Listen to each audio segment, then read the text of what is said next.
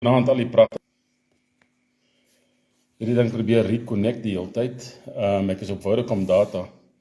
Ek vind in die aande deesdae dat die Vodacom sein is nie baie goed nie. En maar ek glo ek het nog genoeg data om te doen wat ek wil doen. So ek gaan net eens gewag dat 'n paar mense opkom. Nou vanaand gaan ons dit 'n bietjie anders te doen, want ons kyk na die skrif spesifiek en na sekere aantuigings wat gemaak word in die Britse Israel visie of wit Israel visie of Christen identiteit of wit visie, wat ook al jy dit wil noem. Ons gaan na 'n paar van hierdie goeders kyk en ons gaan skrifte hanteer vanaand. So 'n paar skrifte, ek gaan nie vir julle te lank besig hou nie, maar ons gaan kyk 'n bietjie na skrifte. So kom ons wag so 'n sekonde of 2 en kyk wie kom op en dan gaan ek net begin. Prys die naam van die Here.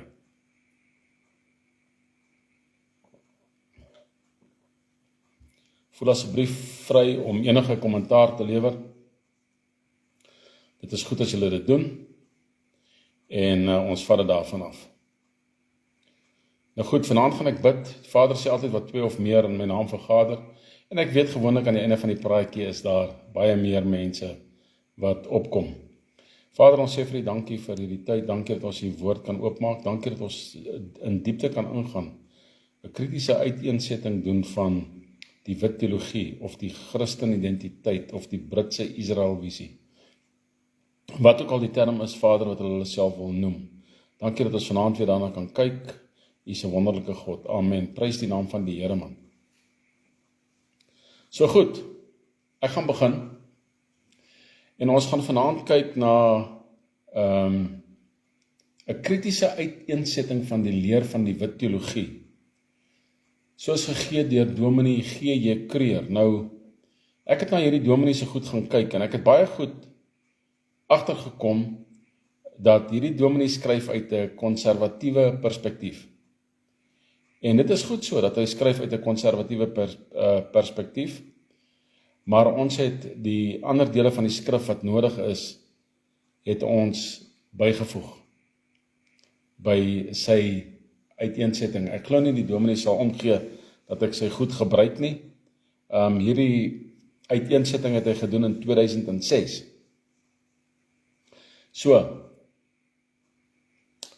daar sal verwys word deur hierdie reeks na sekere wit teologie leraars, naamlik Swart, F.W.C. Neser, von Moltke, Hofmeyer, Hayes, Venter, Steenkamp en Pont. Dit is die mense wat skryf oor hierdie teologie. So, goeienaand Mariaan. So, ons kyk nou vanaand na die skrif en ons kyk na sekere kerneienskappe van hierdie wit teologie. Hierdie is belangrike goed om te verstaan en te ken as ons die bande, hierdie juk, hierdie kettinge wat ons boere volk so bind, van ons af wil wegvat, wegneem, weggooi, afbreek, wat ook al jy dit wil noem, nee, ons wil ontslaa raak van hierdie kettinge wat ons vashou. Goeienaand Debbie, Debbie is ook hier by ons vanaand. So ons gaan kyk na die mensbeskouing. Israel is die blankes. Wit teologie sê baie uitdruklik Israel is die blankes. Nou, hulle sê Israel is blank geskape. Nou kom ons kyk. Die wit teologie voer aan dat die mens as 'n blanke geskape is. Net soos Adam was Set, Noag, Abraham, Isak en Jakob blankes, en daarom is ook die nageslag van Abraham, die Israeliete, blankes. Die verskeidenheid van nasies, stamme, volke en tale waarvan die Bybel praat, en onder andere Openbaring 7 vers 9, word deur die wit teologie verklaar as die menigte blanke nasies wat uit Abraham sou voortspruit. Maar kom ons kyk 'n bietjie wat sê daai skrif. Openbaring 7 vers 9. En ek het die getal van die verseeldes gehoor. Dis vers 4. Ons begin by vers 4. Ek gaan nie die hele ding gee nie. Ek het die getal van die verseeldes gehoor. 144.000 verseeldes uit al die stamme van die kinders van Israel. En dan gee vers 5, 6, 7 en 8, gee vir jou die 12 stamme van Israel. Nou kom vers 9. Na hierdie dinge het ek gesien en kyk, daar was 'n groot menigte wat niemand kon tel nie. So kom ons kyk gou 'n bietjie. In vers 4, ek het die getal van die verseeldes gehoor. Daai getal is 144.000. Nou wit teologie beweer dat as gevolg van daardie vers is blankes wit, al die nasies is wit. En dan sê vers 9, na hierdie dinge. Na wat? Na die verseeldes. Maar ons gaan later in die boek van Openbaring sal ons sien wat met hierdie verseeldes gebeur. Nee, hulle verskyn saam met die Messias op 'n berg. En hulle word weggeruk, eventueel. En kyk, daar was 'n groot menigte wat niemand kon tel nie. Uit alle nasies en stamme en volke en tale. Hulle het gestaan voor die troon en voor die lam, bekleed met wit klere en met palmtakke in hulle hande. En so die wit teologie verklaar dat al die wit mense uit Adam sou voortspruit. Onthou dit. Uit die mond van die wit teologie self. Al die skrifte praat nêrens van al die rasse nie. So hulle sê, die skrifte praat nie van die rasse nie. Daarom moet dit rasse wees. Sien julle die verdraaiing van die denke? Omdat hulle nie van rasse praat nie, moet dit rasse wees. Hierdie menigte van nasies spruit almal vooruit God se belofte aan Abraham en later Efraim in Genesis 48 vers 19. Hoofstam van die 10 stammeryk, dit was nou Efraim. Hulle het 'n groot menigte geword, baie stamme, tale, volke en nasies. Maar almal is van blanke semitiese afkoms via Abraham, Isak en Jakob. Maar kom ons kyk na die skrif. Kom ons kyk wat sê Genesis 48 vers 19. Josef wou gehad het, sy vader moes sy hande omruil. Onthou julle die storie, sy hande was so gewees. Josef wou gehad het, sy vader moes sy hande omruil. Maar sy vader het geweier en gesê, ek weet my seun, ek weet, hy sal ook 'n volk word. Hy praat van Manasse. Nee? So 'n vader wou die hande omgeruil gehad het, en hy praat van Manasse. Hy sê, my seun, ek weet, hy sal ook 'n volk word, en hy sal ook groot word. Piet, wat sê hy? Hy sal ook 'n volk word, en hy sal ook groot word. Nogtans sal sy jongste broer groter wees as hy, en sy nageslag sal 'n menigte van nasies word. Nou kom ons kyk 'n bietjie. Ek is bly, Piet, om dit te weet. Kom ons kyk 'n bietjie. Is Efraim en Manasse, 2 verskillende volke, 2 verskillende nasies. Al 2 word groot. En al 2 word, of die een, sy nageslag sal 'n menigte van nasies word. Efraim. Maar die skrif sê nie watter nasies nie. Die skrif sê nêrens watter nasies word Efraim nie. Dis versinsel, duimsuig. Wat van die ander 10 seuns? Wat van Juda, wat 'n massiewe, magtige volk geword het? Dan, wat wyd uitgesprei het. Benjamin, wat deel was van Juda. Wat van hierdie volke? So later moet dit weer kom. Nou sê hierdie ouens, hierdie Israel wit leer, hulle sê, hulle is 'n uitverkore ras, as gevolg van 1 Petrus 2 vers 9 en 10. Hulle is baie selektief met hulle versies wat hulle uitkies uit die Nuwe Testament uit. Kom ons kyk wat sê 1 Petrus 2 vers 9 en 10. Maar julle is 'n uitverkore geslag, 'n koninklike priesterdom, 'n heilige volk. 'n volk as eiendom verkry om te verkondig die deugde van hom wat julle uit die duisternis geroep het tot sy wonderbare lig. Julle wat vroeër geen volk was nie, maar nou die volk van God is, aan wie toe geen barmhartigheid bewys is nie, maar nou bewys is.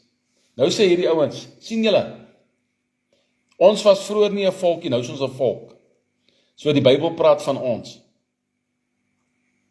Wag 'n bietjie, julle die boonste skrifgie vergeet. om te verkondig die deugde van hom, wat julle uit die duisternis geroep het. Met ander woorde, om die evangelie van Christus te verkondig, want dit is van wie Petrus praat. Die een wat gesterf het op die kruis, die een wat opgestaan het uit die dode, die een wat opgevaar het na die hemele, om sy deugde te verkondig, sodat die mense uit die duisternis kan kom, en in sy lig kan inkom. En hulle bou hulle wit teologie op daardie kerngedagte, sonder die evangelie. Verstaan julle, hulle ruk het uit konteks uit, ruk het uit verband uit. Nee? Uit konteks uit verband uit. Goed, kom ons kyk gou na iets. Handelinge 17 vers 26 sê die volgende. En hy het uit een bloed al die nasies van die mensdom gemaak. Al die nasies van die mensdom. Almal. Chinese ook. Arabiere, almal. Japanese, Indiërs, almal. Hy het uit een bloed al die nasies van die mensdom gemaak. Almal, Thys, wat sê jy? Al die nasies van die mensdom. Om oor die hele aarde te woon. Terwyl hy vooraf bepaalde tye en die grense van hulle woonplek vasgestel het. God het dit gedoen. Uit een bloed. Al die nasies. Van die hele mensdom oor die hele aarde. Nou as Afrika dan nou nie deel is van die mensdom nie, hoekom het die wit mense nie die Afrika kom bewoon van bo af tot onder nie? Hoekom nie? Die skrif sê dan die hele aarde te woon. Hoekom het die wit mense nie? Het is olyfkleuriges, dan swartes, dan hieronder is ons swart en wit. Hoekom het die wites nie die hele Afrika bewoon nie? Die hele mensdom. Dis is wanneer jy goed uit konteks uithaal, uit verband uitdruk.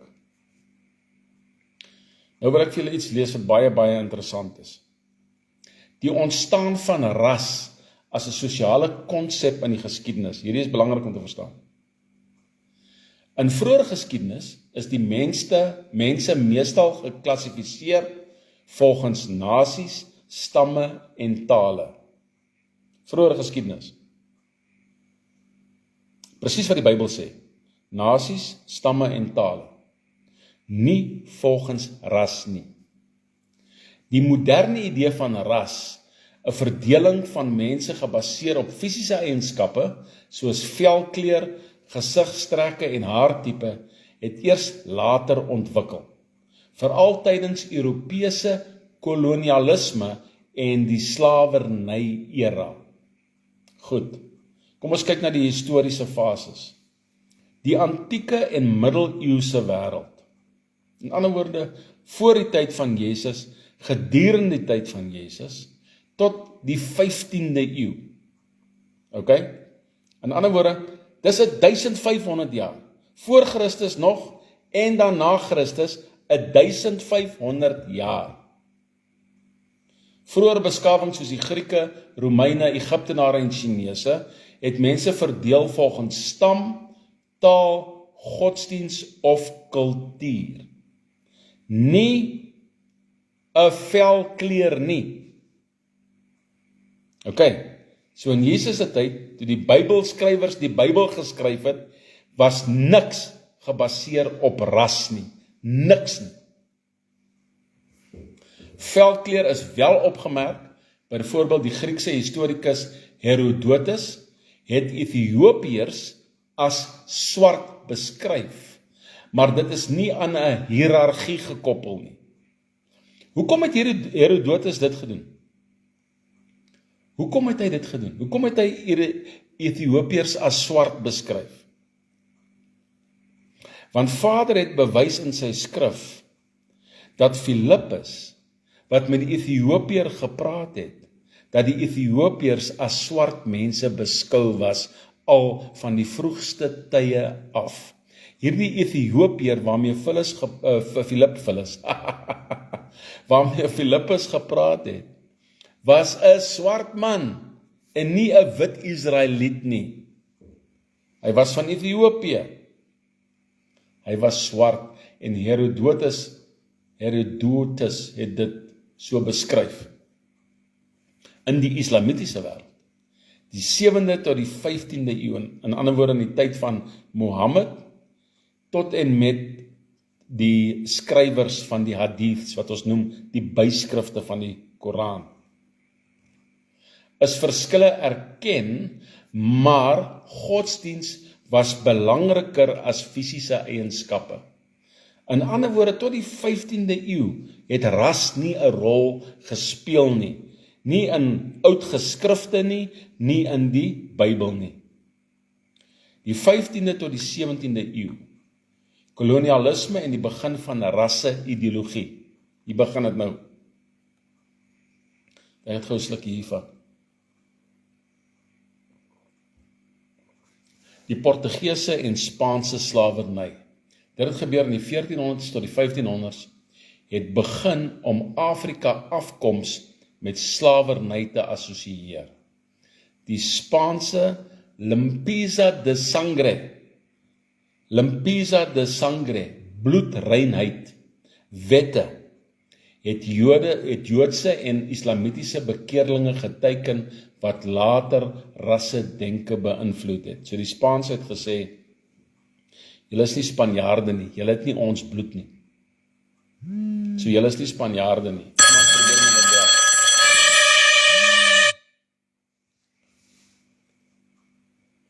Julle is nie Spanjaarde nie, julle het nie dieselfde bloed as ons nie. Europese koloniste, veral in die Amerikas, kan julle almal my hoor, kan almal my duidelik hoor. Sê net gou dit vir my, Thuis kan julle my hoor, Piet kan julle my hoor. Ja, jy moes my gehoor het, want jy het gesê dit gaan baie goed met jou, so jy moes my gehoor het. Europese koloniste, veral in die Amerikas, het velkleur gebruik om die onderdrukking van swart en inheemse mense te regverdig. In die 18de eeu, wetenskaplike rasisme en rasseklassifikasie. Karl Linnaeus, 1735, en Johann Blumenbach, 1770s, het mense in rasse verdeel en hulle volgens 'n valse hiërargie gerangskik. Die transatlantiese slawehandel, die 1500s tot die 1800s, het swart mense as onderdanige posisie in die westerse wêreld verskerp. Verligtersdenkers, soos Kant, Hume en Voltaire, het rasseongelykheid bevorder. Dankie julle. So ons kan sien hierso in die 1700s, 1800s, toe het mense beginne van rasse praat. In die 19de eeu, ek kan sekere woorde kan ek eenvoudig net nie uitspreek nie. Pseudo-wetenskap en instellinglike rasisme, frenologie, kraniometrie en sosiale darwinisme het valslik beweer dat wit mense superieur is. Maar ons verstaan vandag, daar is 'n definitiewe IQ-verskil. Daar's 'n definitiewe IQ-verskil, ons verstaan dit.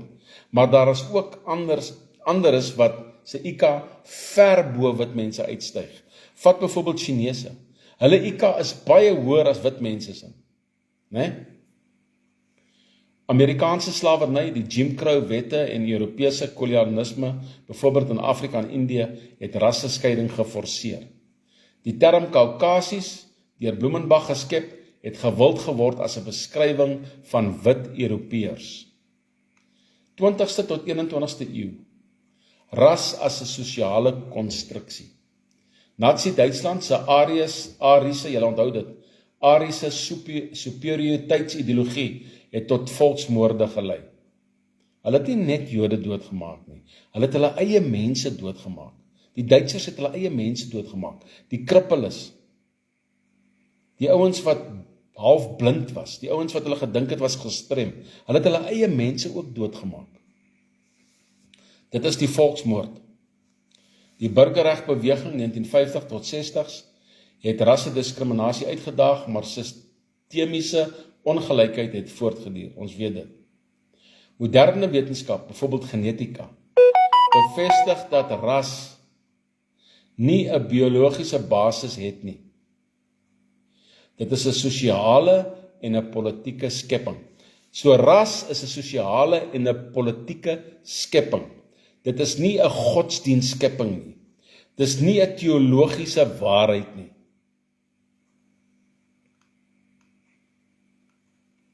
Verder erken geleerdes dat ras is 'n sosiale konstruksie en nie 'n wetenskaplike feit nie.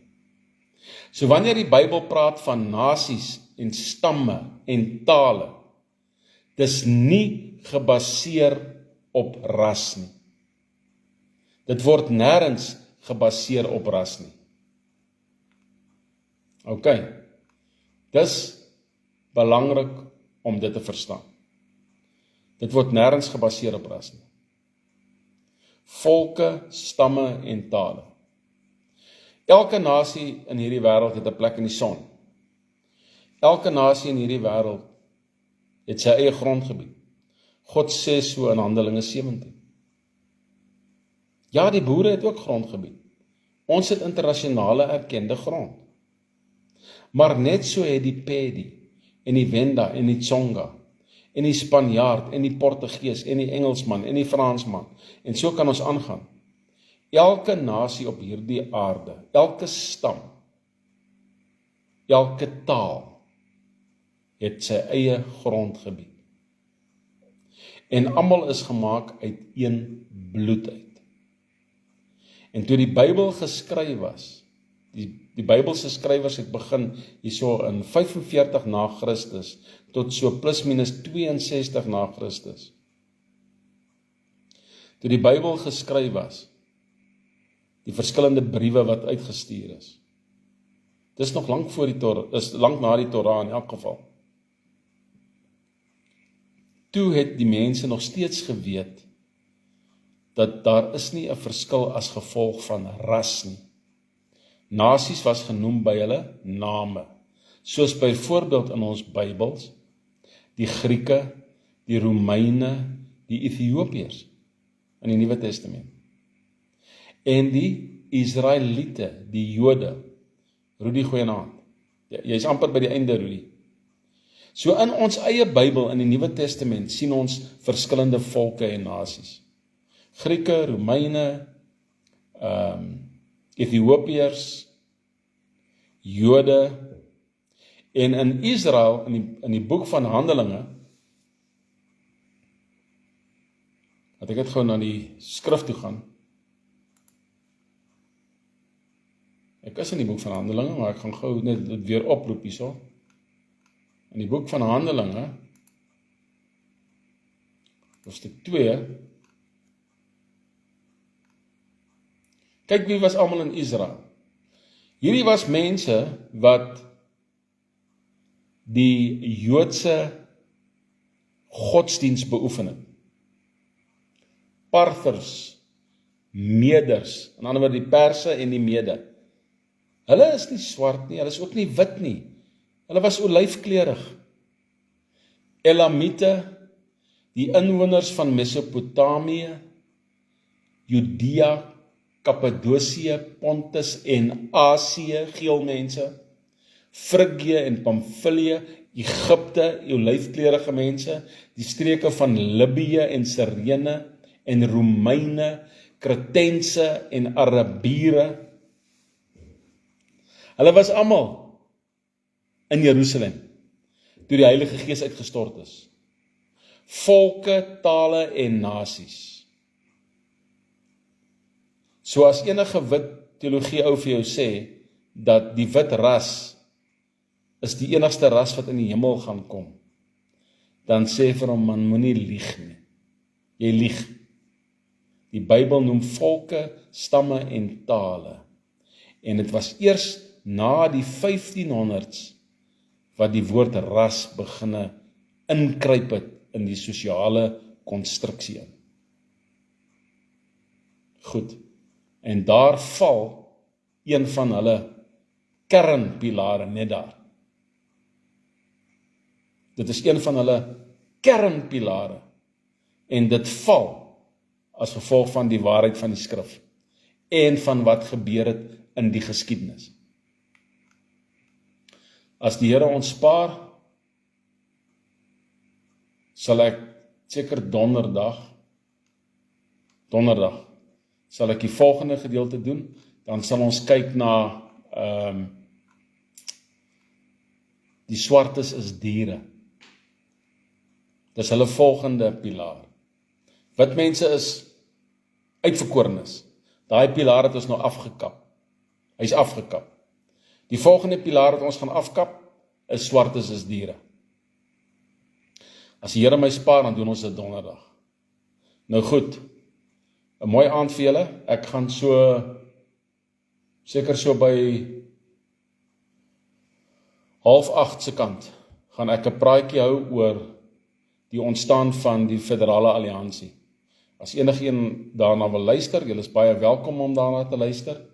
En daardie video sal ek plaas in YouTube, maar op die Federale Alliansie blad, maar met 'n skakel in Facebook ook. So 'n fantastiese aand vir julle verder, vir diegene wat nie gaan luister na die federale praatjie nie. En onthou, wanneer ons die federale praatjie gee, julle kan enige tyd kommentaar lewer. En ek sal dan daarop antwoord. Alles wat mooi is vir julle, né? Lief julle.